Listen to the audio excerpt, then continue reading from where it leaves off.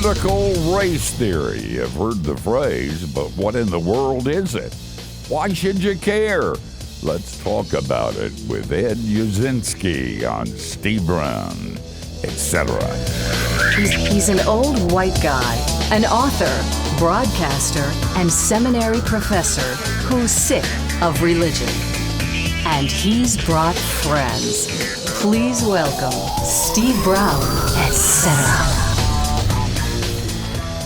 Hey, we're glad you're here. You always have a place at our table. We just don't let you talk. But that you would give your time to us is a high and holy compliment, and obviously deserved. We will work hard to make it deserved on this program. In case you're wondering, I'm Steve, the aforementioned old white guy. Matthew Porter is here. Matthew's kids are at Vacation Bible School. This year's theme is Parents, You're Welcome. Don't forget to tithe this summer. And our producer Jeremy's in the little glass booth. Jeremy doesn't hate any group of people. Well, except maybe for those folks who ride 10-speed bikes in a big group in the middle of the road, blocking traffic. They deserve it. That's never happened. Well, they're the black shorts. That's right. And our one-man IT department is John Myers. He's in the tech bunker. John doesn't like it when people use big words just to sound perspicacious. And Dr. George Bingham is the president of Key Life. George says the only time he'll ever vote Democrat is after he's dead. And Kathy Wyatt is the soft feminine side of the program. Kathy isn't saying it's hot, but two hobbits just threw a ring into her yard. This is, Matthew. Guys, yeah, right. Not everybody's going to get it. I had to look it up. Matthew writes these things, so if they tick you off, write him the critical letters. Just leave me alone. There you go. We've got a guest today who, among other things, is courageous. And another thing about him is that he's incredibly honest and authentic. His name is Dr. Ed Uszynski, and he's been a content specialist for Crew. That's the old Campus Crusade. Athletes in Action, Family Life for more than 3 decades. He serves as a oneness and diversity consultant for church and parachurch organizations. He's written for Desiring God, Mockingbird, The Washington Times, and he's a frequent speaker and podcast contributor. And his latest book, which I hold in my nicotine-stained fingers, is Untangling Critical Race Theory, What Christians Need to Know and Why It Matters. Ed, what I need to know is, what were you smoking when you wrote this book? You know this is going to tick everybody off. If you speak truth, you're going to make enemies you never knew you had before. Yes, I actually had a very dear and wise black friend who, as soon as he heard I was going to try to do this book 5 years ago, he said exactly that thing. What are you thinking? Like, why in the world would you want to mess your life up in your 50s when you don't need to do it? And it really is a great question. I feel a sense of stewardship with my life. Really, just because of my background and the way I was brought up and the ministry experiences that God has given me, and even my book nerd, theological degrees and doing a PhD in basically studying critical theory and Marxism and all these things that are kind of hot topics these days. I just had many voices that were encouraging me to finally enter more the intellectual fray, doing podcasts, write a book, put it out there, instead of just wearing us out by saying it to us all the time. Put it on paper so other people can hammer at you. So that's, finally said yes to that. We are so divided in this country, and I got to say that I'm part of that. And And as I read your book, I did some repenting myself. Most of us in our culture, and especially our subculture, the one of which I'm a part, it's Reform / evangelical. We hate critical race theory. We just hate it. We know it's from the pit of hell and it smells like smoke. And I have some friends, believe it or not, who are just this side of wacko left, and they think that you ought to include books of critical race theory in the canon and ought to study it and memorize it. And what is interesting is that both sides have no idea what in the world it is. And so you step back, and I must say, you got to read this book because Ed compromises nothing. He doesn't sell out to the pagan world. He doesn't sell his soul to the devil. He doesn't say things that where he denies his background and his beliefs and his convictions, but he says, can we talk? And it's time that we did some talking, at least Christians. I don't expect pagans to talk much. Give me another beer. Everybody's got to believe in something. I believe I'll have another beer. That's okay. I get that. And I don't even throw rocks at it. But Christians, we need to talk. And this book will be a good place to begin it. Okay. Since we're talking about the fighting, you better tell us what in the world is critical race theory. Well, again, that's a great question because everybody's got a different idea about it. And so part of what I'm trying to do in the book is take us back to the 1970s and 1980s when it became a discipline amongst law scholars who were really confronting a particular narrative about race in this country. And that narrative, which is still present today, interestingly, but the narrative right after the 60s, after all the civil rights legislation had been passed and Jim Crow was deemed illegal, law professors were asking, why is there still so much discrimination? Why is there still so much disparity along racial lines? Why do we still see these problems in our schools, even though there's been such a movement towards desegregation? And basically the narrative that they confronted was, we're okay now.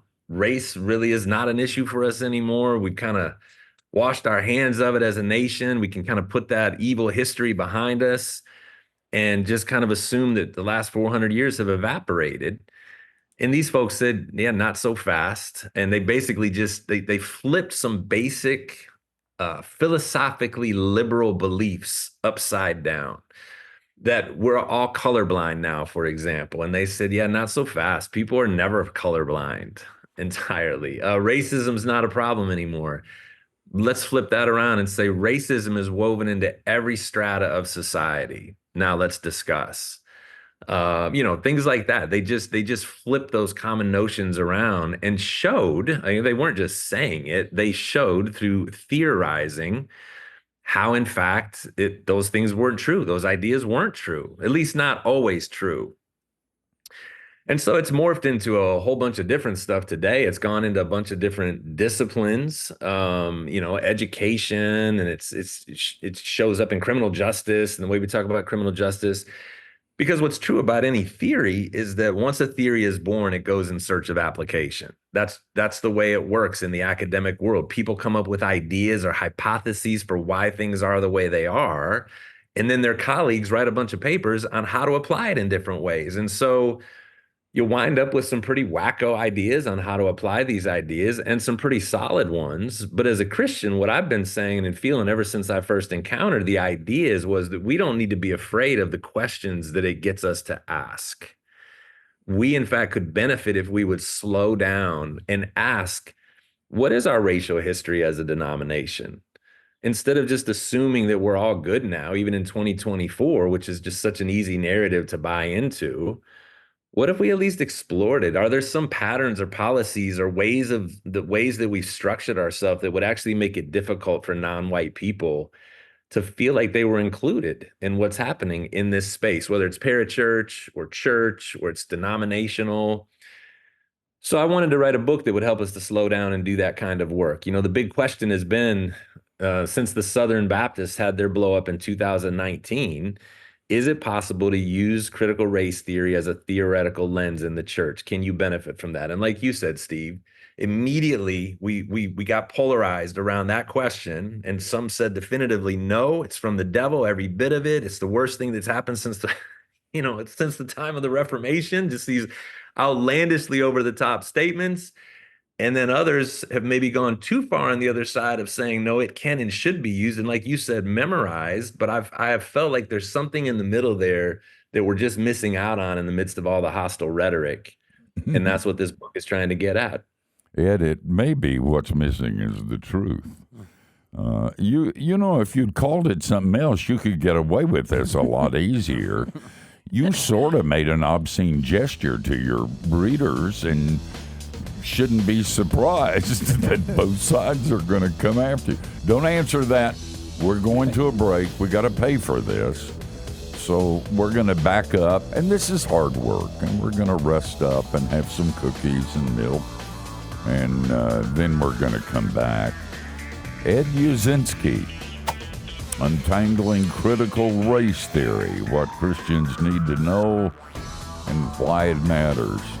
If you miss a bit of this, it's because you're racist and because, no, I'm just kidding. It's hard work, and sometimes I say things I regret. I'll get it straight.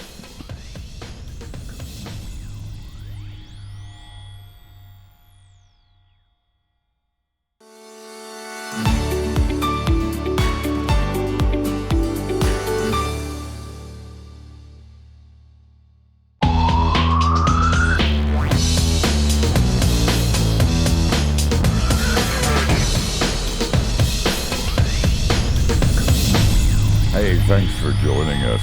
We're talking to Ed Uszynski. What a winsome guy, even if he is a communist.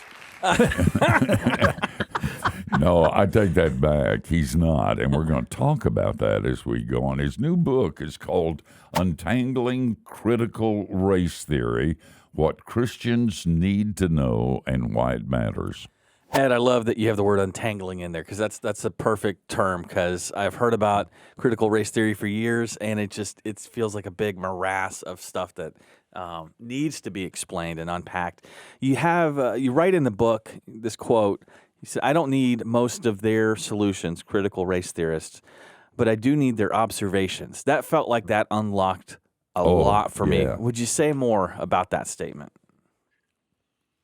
Yeah, I try to explain this in the book too, that my deep dive exposure to critical race theory was when I was doing PhD work back in the early 2000s at a secular university, Bowling Green State University.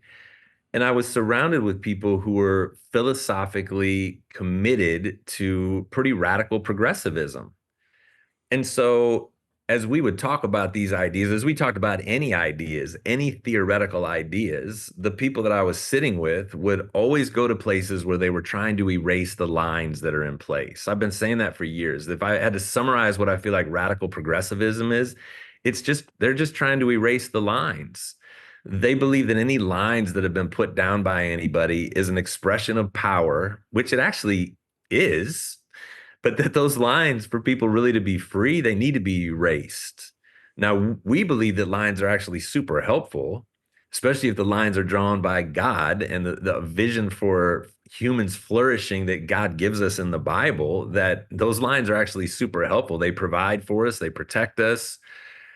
But if you're a radical progressive, you want to get rid of those lines because somebody else drew them for you, and we need to get rid of them. So their efforts to constantly redefine and constantly do away with norms, what we would consider historically normal, I don't agree with most of the time. I think even apart from being a Christian, I just think as a citizen, that ends up becoming destructive to us as a polis, as a group of people that are trying to figure out how to organize living together. Most of that erasing doesn't wind up helping us. On the other hand, there's a lot of things in place from my own conservative background that actually are oppressive to people flourishing. The lines have been drawn too thickly in some places. They um they do need to be looked at. Some of the people in our tradition that are deconstructing their faith. I mean, most of what that is a retaliation against people that have drawn lines too thickly in places that the Bible doesn't tell them to put them. Mm. And maybe I'm getting up into things that are just going to put us on different rabbit trails. But what theorists do is they get us to ask questions. They make observations. And the radical progressives, I will give them this, they get me to look through a lens that tends to see the dispossessed, the marginalized, the people that are being taken advantage of, the people that are being smothered by other people's use of power.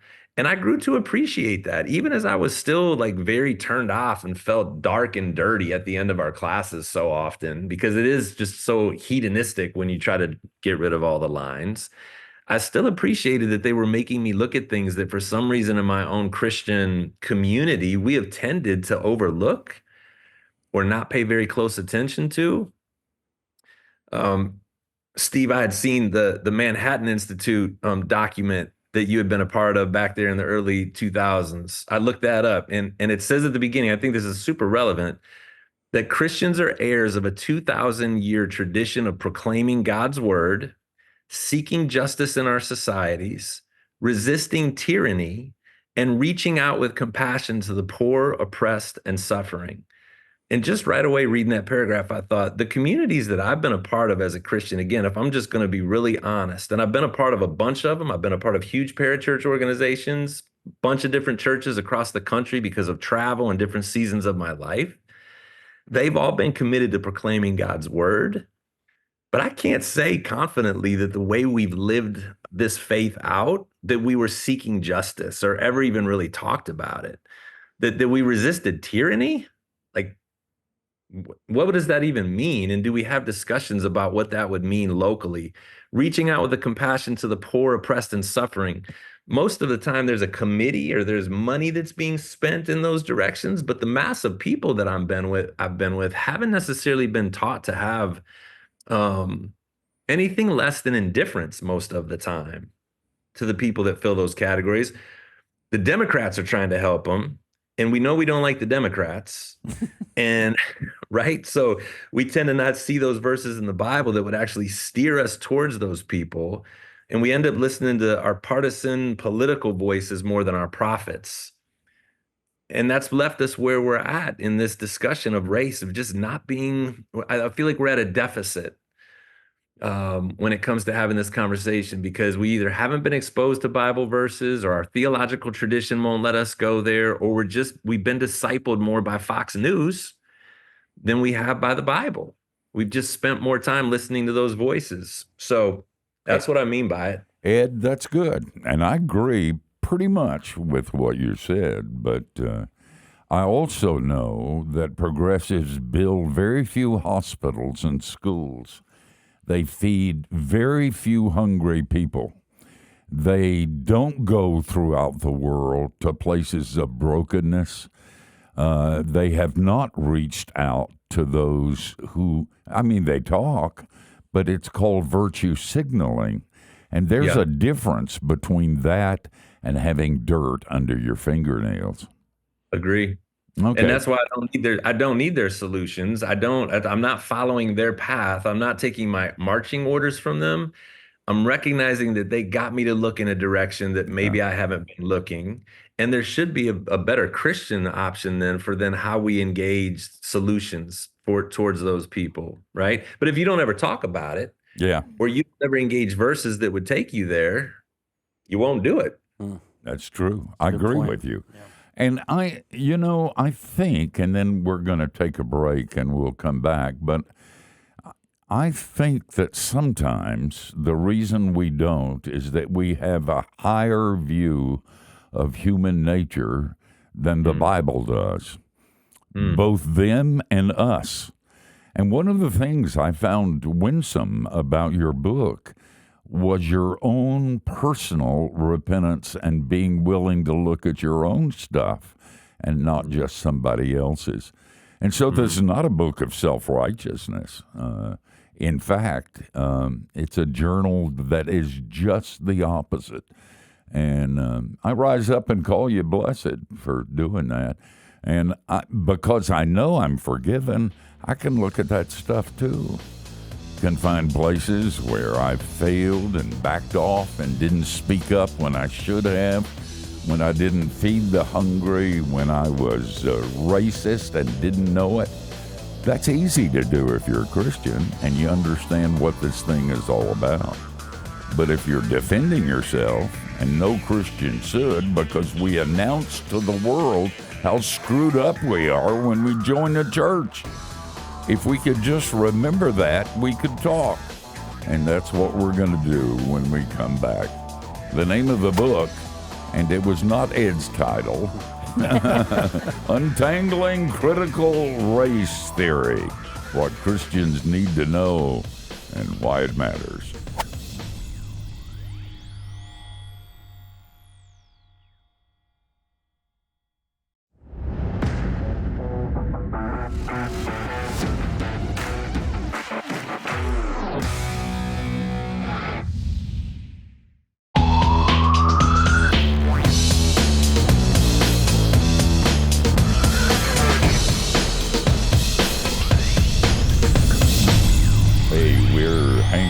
With Ed Uszynski. You can keep up with him at X at Uszynski32. Let me spell that for you, because it's not, I mean, most of your neighbors don't have that name and might be helpful. That's spelled just like it sounds. Yeah. Just like yours. Well, I'm going to spell it anyway, because I'm dyslexic, and I know there are others who are watching and listening who suffer from the same malady. So deal with it. This is how you spell it. Uszynski with a 32. T-H-I-R. Is that like a gun? Oh, no, it's not a 32. That's never mind. Go ahead. Ed, in the first chapter, I literally got hung up in the very beginning. So this is just a comment. It's not my question.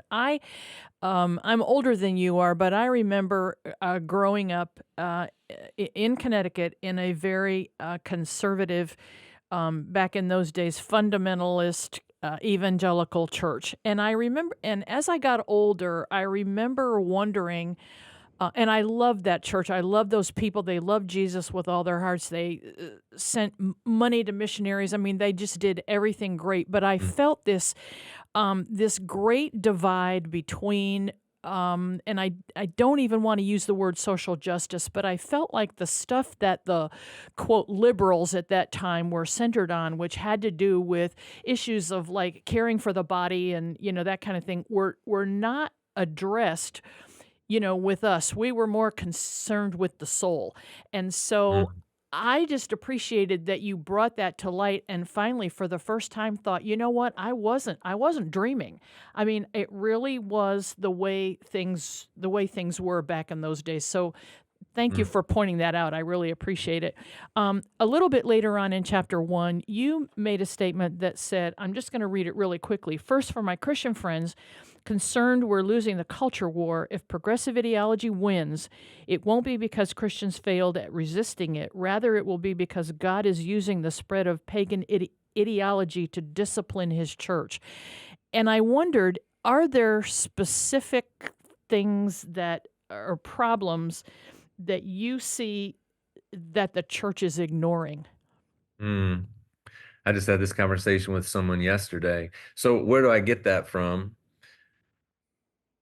Especially in the Old Testament, when God is disciplining his people, he usually is going after them for two reasons. One, because they've turned their back on him directly. They are worshiping other gods, foreign deities.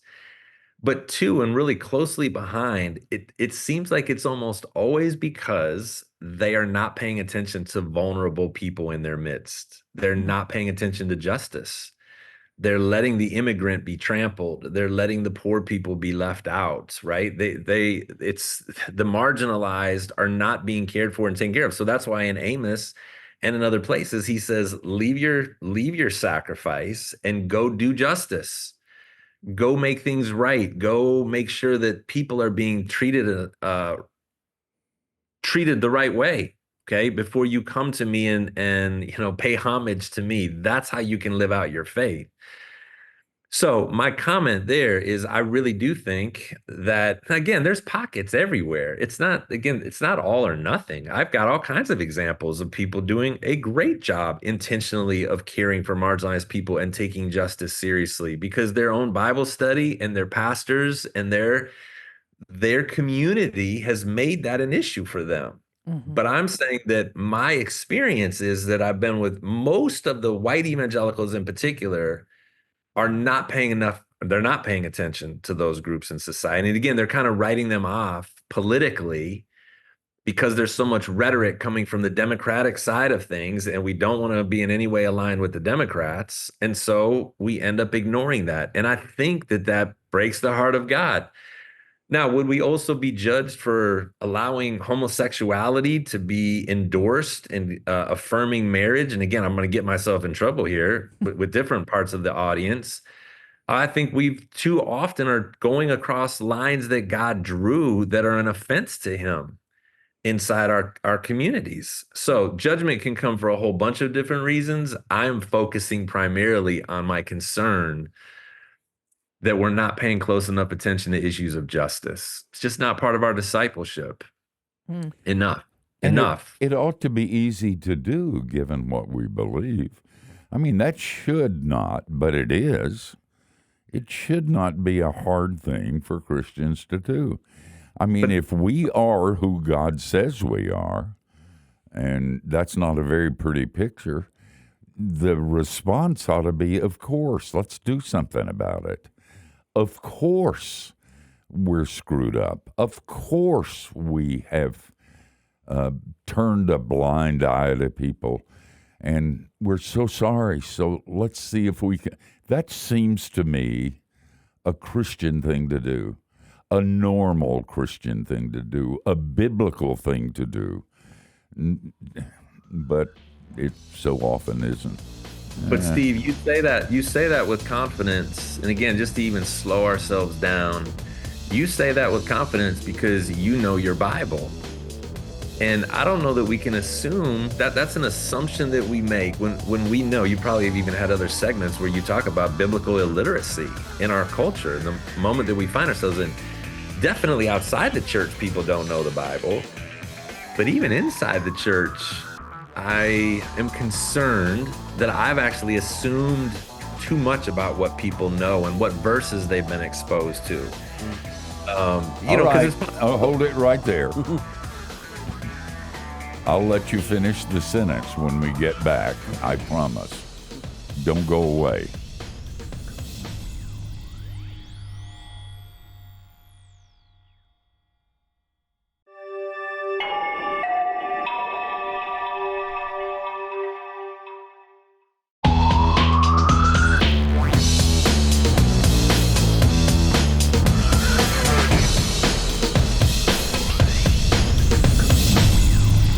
Thanks for spending time with us. And by the way, it may be too late to get on Bitcom or Beanie Babies or stuff like that, but you can still get on the ground floor with Key Life Connection, our free weekly email.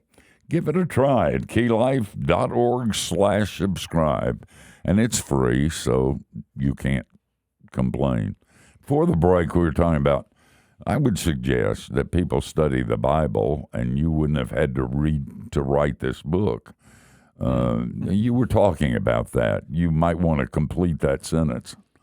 Well, we use the phrase biblical illiteracy, and even as I think about that, what does that mean? It just means that we don't know our Bible.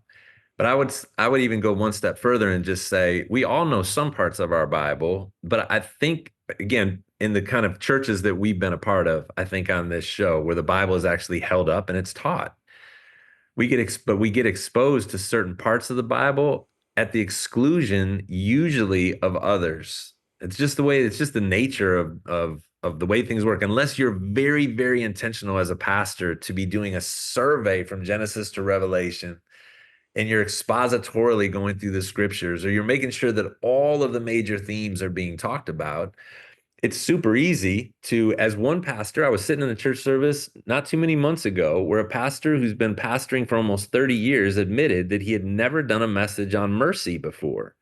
And he recognized it and he kind of confessed it before he did his first message on mercy. He said, obviously, I believe in it. It's come up in different ways through the years, but I've never actually just dug down into the concept of mercy. And I thought that's interesting. That's a great confession. He's a great man. He believes in the Bible, but he ended up gravitating towards certain passages and certain parts of the scriptures and to the neglect of certain others.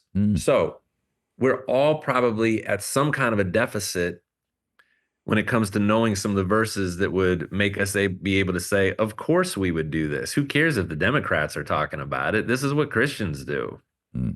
By the way, does your pastor friend still have a job? Just checking. Just asking, that's all. Ed, I I tended to really enjoy or appreciate some of the early chapters where you kind of traced critical race theory, the background of that, and even starting from Marxists and critical theory and so forth. To me, that was really helpful just to kind of see that, and would certainly, for people that are drawn that way, I think you do a really nice job in surveying that. And as we're getting to the end of the program, of course, any comments from that standpoint would be welcome. But talk more about what kinds of things, like what would you say to somebody who, okay, I'm hearing that maybe here's some stuff I need to pay attention to, but as soon as I start talking, I'm going to say something stupid or something that makes me sound totally ignorant or even racist, or I'm going to be in the presence of somebody who may actually try and, condemn me or cancel me because of asking questions or whatever. Talk to that person, maybe give them some encouragement. Well, by even the examples that you're giving, it implies that they're in relationship, right? That would be a moment where you were saying something in front of somebody. And so one of the great mechanisms that we have as Christians is that when we realize we've said something we shouldn't, or we've offended somebody, or they have a negative reaction to it, we can actually say, I'm sorry. Can I hit a redo here? Can I re-say that? That's not at all what I meant. And or tell me more about why it's so offensive what you just heard me say. Tell me the story behind why you feel the way you feel about this. You can do that in relationship when you're with people, and to just remain humble instead of getting defensive, to not react to someone's emotions as they're coming out in cases maybe where somebody has a negative response to something that I say. I want to equip myself to be able to apologize and to ask for a redo and to say, tell me more about that. I see this has upset you and I'm ignorant. Will you help me in my ignorance? People that do that, it usually goes pretty well. It just does. That's so Christian. And I don't know why everybody doesn't say, but of course. Yeah. Well, going to, you talked about off air kind of some of the reviews that you've been reading. I would imagine some you would be reading in those and go like, you know what, did you read the book? Did you really? I mean, what kind of pushback, what kind of feedback are you getting? And those that try to push back, what is that? What's the tip of the spear on that they have a beef with this?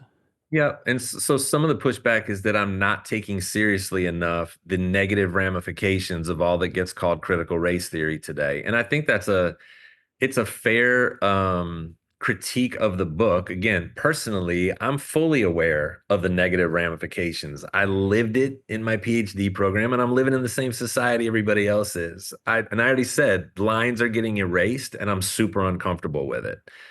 So I do appreciate that critique. My book was actually trying to show how we can use it. It wasn't going to devote a bunch of chapter space to showing how we shouldn't, because that book's already been written 100 times in the last 5 years. Mm-hmm. I'm trying to fill a different space that very few voices, certainly very few white voices, have tried to fill.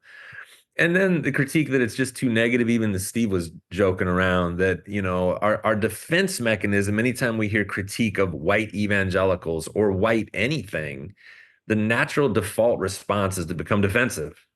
It just is. And so why aren't you saying enough about suggesting that I was defensive? How could you? See, even on your own show, we've had abolitionists, we had promise keepers. Things are better now than they used to be. Like that, those were the cards. The cards that get played is how much better things are than they used to be. But that's rarely from interacting with Black folks or non-white folks and listening to their story that we come to the conclusion that things are so much better than they used to be. Of course they're better, but we still don't have a reputation of being a safe space for non-white folks to come and feel like they're going to be fully included.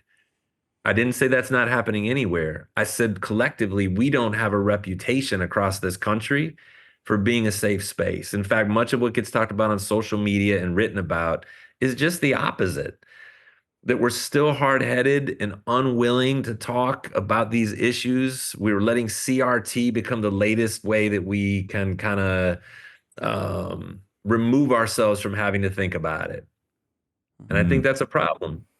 Ed, we're out of time, and I hate it. I don't know where it went. We just started, and we only have about 1,000 more questions to ask you.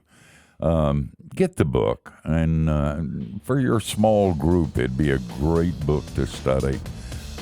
People you love and you care about, and talk about these things. Ed, we rise up and call you blessed. Thank you for writing this, and thank you for spending this hour with us. Thank you. Privileged to be here, guys. Thank you very much. Hey, y'all, or all y'all, we're going to come back for a little bit of time, tell you who we're going to do it unto next week. The title of this book we've been talking about, and we just scratched the surface, is Untangling Critical Race Theory, What Christians Need to Know and Why It Matters. Ed is crazy for writing it, but he's brave, and you need to read it.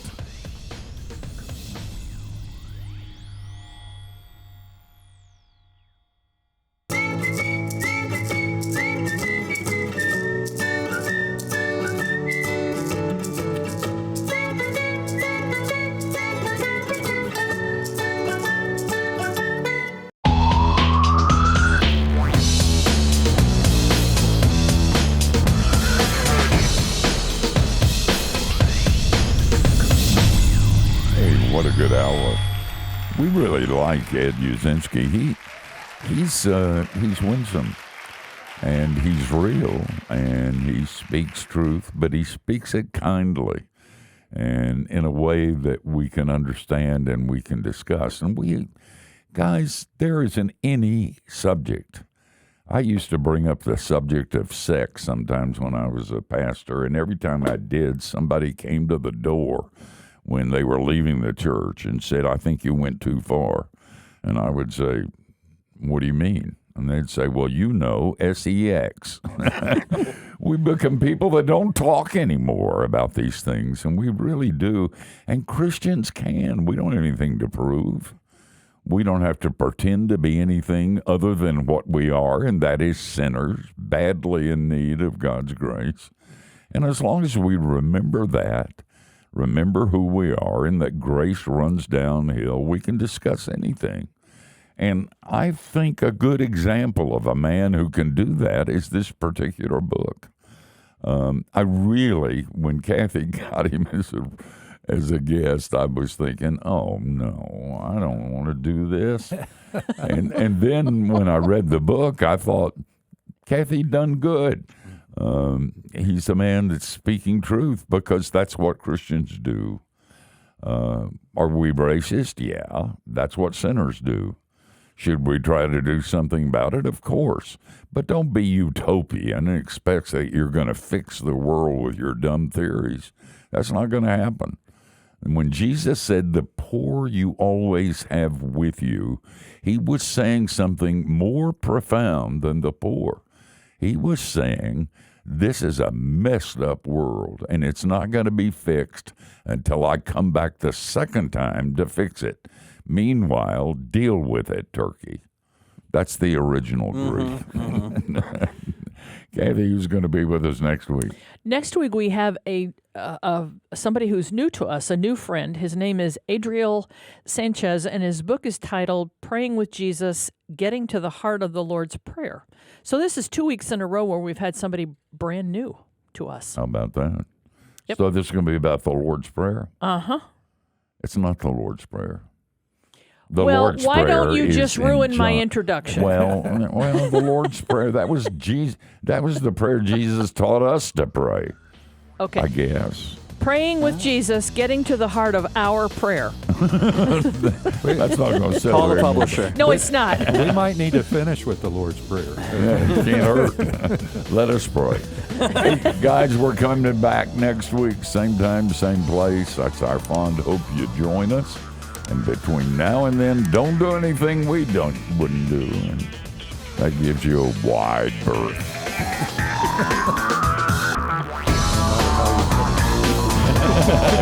You Still have a wide berth. You finished early that time, Well, I was thinking but you weren't. Host is never late.